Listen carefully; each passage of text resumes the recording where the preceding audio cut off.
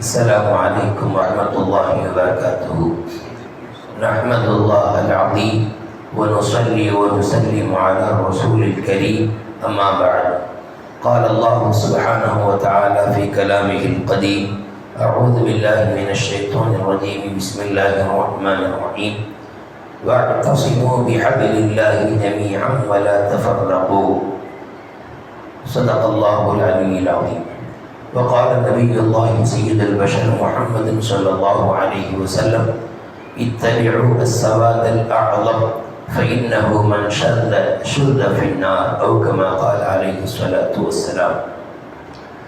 சங்கைக்கும் மிகுந்த மரியாதைக்கும் உரித்தான மேலான பெரியோர்களே, பாசத்திற்குரிய சகோதரர்களே, அருமை நாயகம் ஸல்லல்லாஹு அலைஹி வஸல்லம் அவர்களின் நற்பாக்கியங்கள் நிறைந்த உம்மத்துமார்களே, ஹாஜிகள் எல்லாம் ஹஜ்ஜுடைய அமல்களை நிறைவு செய்துவிட்டு தாயகம் திரும்பிக் கொண்டிருக்கிறார்கள். ஹஜ்ஜுடைய அமல்களை ரப்புல் ஆலமீன் அல்லாஹு தஆலா அவர்களுடைய அந்த அமல்கள் யாவற்றையும் அல்லாஹ் கபூல் செய்து கொள்வானாக. இஸ்லாமிய பெரியோர்களே, சுபஹுடைய தொழுகையில் ஓதிய ஒரு வசனம் இன்று: வஅத்தஸிமு பிஹப்லில்லாஹி ஜமீஅன் வலா தஃபர்ரகு. அல்லாஹுவின் கயிற்றை நீங்கள் எல்லோருமாக சேர்ந்து பற்றி பிடித்துக் கொள்ளுங்கள், பிரிந்து விடாதீர்கள்.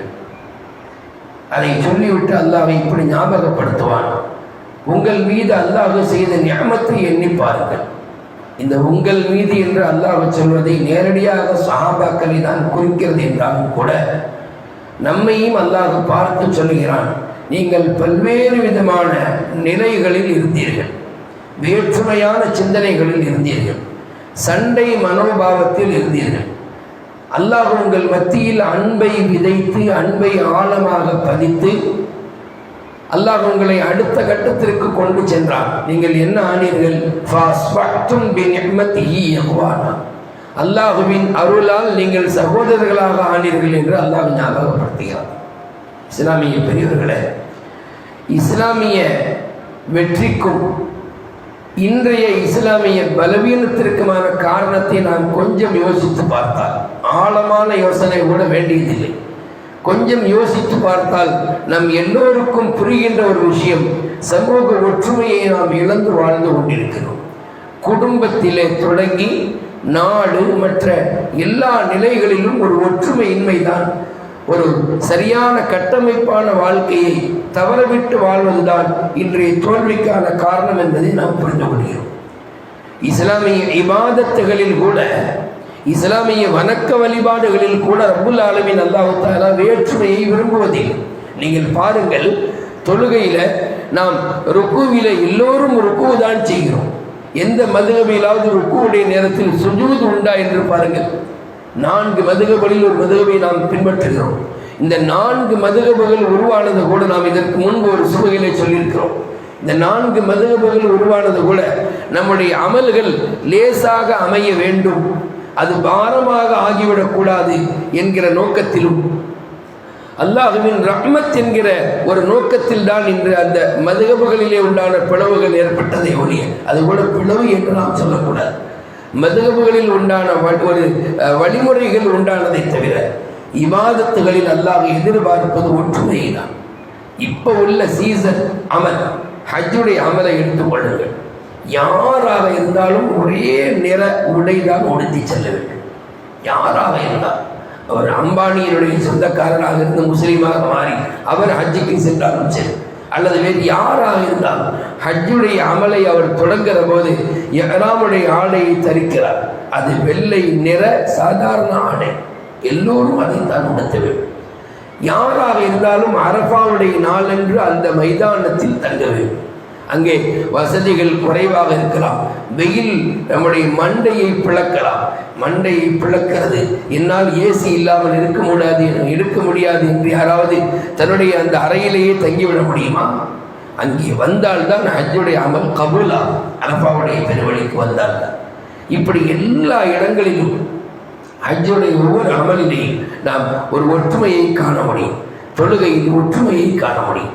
கொஞ்சம் கால்கள் முன்பின் நின்றால் கூட பெருமானார் எச்சரிக்கிறார்கள், உள்ளத்தில் வேற்றுமை வந்துவிடும். குதிங்கால்களை சரிபார்த்து சரியாக நில்லுங்கள். பெருமானார் ஸல்லல்லாஹு அலைஹி வஸல்லம் இகாமத்து சொன்னதும் தொலை வைக்க மாட்டார்கள். இகாமத்து முடிந்த பிறகு சப்புகளை பார்ப்பார்கள். சப்பிலே முன்பின் இருந்தால் தன்னுடைய கையில் இருக்கக்கூடிய அசாவால் அல்லது தன்னுடைய வாளால் அந்த குதிங்கால்களை சரி செய்வார்கள் என்றெல்லாம் பார்க்கிறோம். எதற்காக வேண்டி? இபாதத்துகளில் அல்லாஹ் எதிர்பார்ப்பது ஒரு ஒற்றுமை. இப்படி வணக்க வழிபாடுகளிலே தொடங்கி வாழ்க்கையின் சகல நிலைகளிலும் அல்லாஹ் ஒற்றுமை ஏன் எதிர்பார்க்கிறார்? அதிலே தான் அல்லாஹ் ஒரு வெற்றியை வைத்துள்ளார். சஹாபாக்கள் எல்லோருமே அரபுகள் அல்ல, சஹாபாக்கள் எல்லோருமே குறைஷி குலத்தவர் அல்ல, சஹாபாக்கள் எல்லோருமே மக்கத்து மைந்தர்கள் அல்ல. ஊரால் பிளவுபட்டிருந்தார்கள், மொழியால் மாறுபட்டிருந்தார்கள். ஆனால் அவர்கள் அனைவரையும் கண்மணி முஹம்மது ரசூலுல்லாஹி ஸல்லல்லாஹு அலைஹி வஸல்லம் அவர்கள் ஒற்றுமைக்குள், இஸ்லாம் என்னும் வளையத்திற்குள் கொண்டு வந்தார்கள். எப்படி மாறி போனார்கள்? ஒருவருக்கொருவர் சகோதரர்கள் என்பதை தாண்டி சொத்திலே பங்கு கொடுக்கிற அளவிற்கு வந்துவிட்டார்கள். பங்கும் கொடுத்தார்கள். பிறகுதான் அல்லாஹ் சொன்னான், சொத்து பத்திலே சொந்த மக்களுக்கு மட்டும் நீங்கள் பங்கு கொடுங்கள்.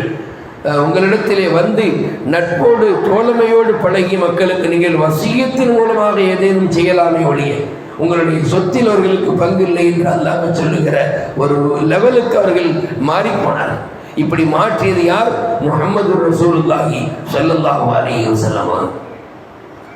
பத்ர் போர், அது போருடைய தோற்றமே அல்ல. அது போனது வேறு நோக்கத்திற்காக, போன இடத்தில் சண்டையினுடைய தோற்றம். ஆனாலும் அவர்கள் வெற்றி பெற்றார்களா இல்லையா? நான் அந்த சம்பவத்திற்குள் முழுமையாக போக விரும்பவில்லை.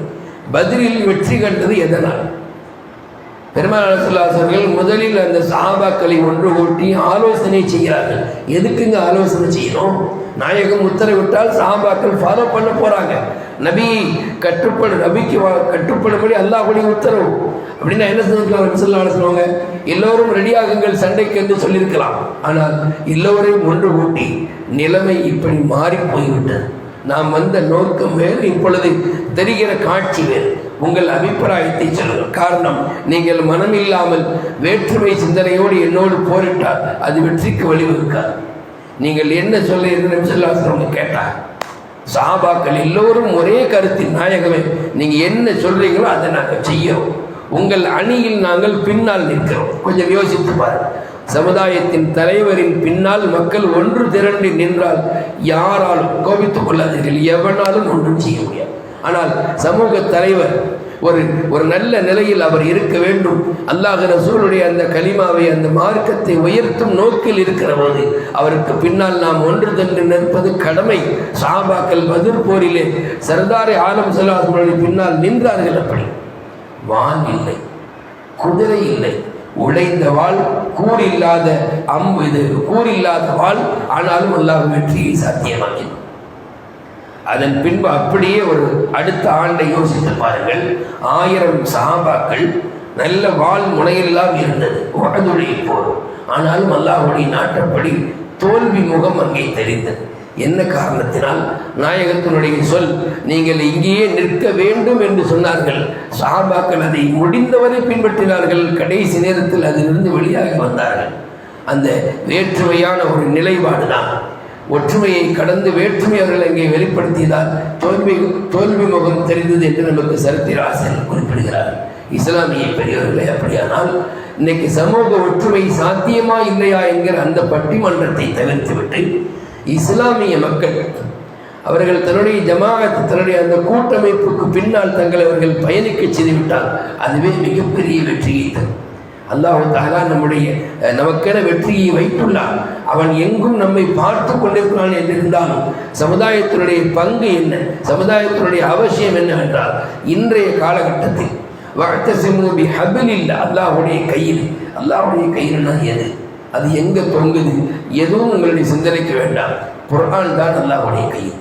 அப்போ குர்ஆனுடைய வாழ்க்கையில் நாம் ஒன்றிணைந்து வாழ்ந்தோம் என்று சொன்னார், அதே ஒன்றிணைப்பை நாம் ஒரு சமுதாய தலைவரின் பின்னணியில் வைத்துக் கொண்டோம் என்று சொன்னார், அல்லாஹ் நமக்கு எந்த நிலையிலும் பலத்தை, வளர்ச்சியை தந்து கொண்டே இருப்பான். அல்லாஹ்வுடைய நாட்டம், அல்லாஹ்வுடைய விருப்பம் என்று ஒரு புறம் இருந்தாலும் நம்முடைய கடமை என்னவென்று சொன்னால், இன்றைய அவசியம் இன்னைக்கு ஓட்டு போடுவதிலே தொடங்கி எல்லா நிலைகளிலும் நீங்கள் எடுத்துக்கொள்ளுங்கள். ஒரு பிரச்சனை என்று வந்தால் முஸ்லிம் சமூகத்தின் ஒரு சிறிய கூட்டத்திற்கு ஒன்று என்றாலும் அது நமக்கு இல்லையே. என்று நாம் நினைத்து விடாமல் நம் சகோதரர்களுக்கு ஏற்படக்கூடிய நிலை என்று நாம் ஒன்று திரள வேண்டும். பெருமானார் ஸல்லல்லாஹு அலைஹி வஸல்லம் நம்முடைய ஒற்றுமையை இப்படி அழகாக சொல்வார்கள். முஃமின்கள் எல்லோரும் ஒரு உடலிலே பல் வலித்தால் உடல் முழுவதும் சேர்ந்து அதற்கு கட்டுப்படுகிறது, அதற்கு இணங்குகிறது, அனைத்தும் சேர்ந்து அதற்காக வேண்டி அப்படியே இசைந்து கொடுக்கிறது. பல் வலித்தால் மற்ற உறுப்புகள் எல்லாம் வேலை செய்து கொண்டு நம்ம கடைக்கு போவோம், நம்ம வேலைக்கு போவோம் என்று போனதில்லை. தலை வலித்தால் எது ஏற்பட்டாலும் சரி, ஒவ்வொன்றுக்கு பின்னாலும் நபி ஸல்லல்லாஹு அலைஹி வஸல்லம் நமக்கு ஒற்றுமையை வெளிப்படுத்துகிறார் என்று சொன்னால் நாம் கொஞ்சம் யோசித்து பார்க்க வேண்டும். இந்த மார்க்கத்தில் அற்புதமான ஒரு இஸ்லாத்தை வழங்கப்பட்ட நாம் அதிலே சொல்லப்பட்ட வழியில் நடந்தால் வெற்றி சாத்தியம், கண்ணியம் நமக்கு அல்லாஹ் என்றென்றும் தர காத்திருக்கிறார். ரப்புல் ஆலமீன் அல்லாஹ் தஆலா சமூக ஒற்றுமையை உண்டாக்கி அதன் மூலமாக எதிர்கால சந்ததிகளுக்கு சிறந்த ஒரு முன்மாதிரி உண்டாக்கி தருவானாக. ஆமீன் ஆமீன் யா ரப்பல் ஆலமீன். அஸ்ஸலாமு அலைக்கும் வரஹ்மத்துல்லாஹி வபரகாத்துஹு.